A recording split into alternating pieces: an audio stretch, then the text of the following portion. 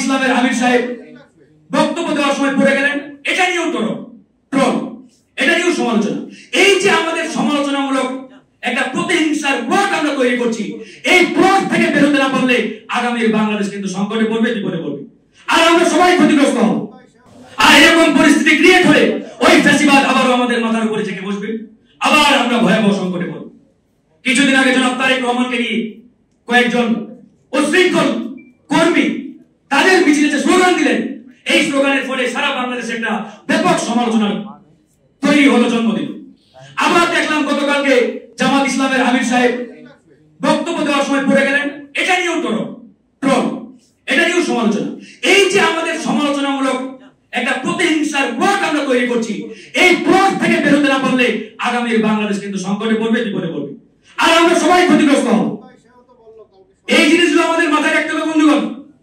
আমরা চাই না এই বাংলাদেশ আবারও বিপদে পড়ুক, আবারও সংকটে পড়ুক। আমরা এই বাংলাদেশকে নতুন করে গড়তে চাই, বিনির্মাণ করতে চাই। তার জন্য আমরা সকলকে নিয়ে নতুন এক বাংলাদেশের স্বপ্ন দেখছি। সেই নতুন বাংলাদেশ বিনির্মাণের লক্ষ্যে আমাদের সকলকে সেভাবেই ভূমিকা রাখতে হবে। নাগরিক পার্টির নেতা নাসির উদ্দিন পাটোয়ারি তার এর আগের যে লাগামী বক্তব্য, তখনই সমালোচনা করেছেন আমরা। গতকালকে আবার একই বক্তব্য। আমরা তাদের ভালো চাই। তারা উদীয়মান ছাত্রনেতা থেকে আজকে দেশকে নেতৃত্ব দেওয়ার জন্য রাজনীতি শুরু করেছেন।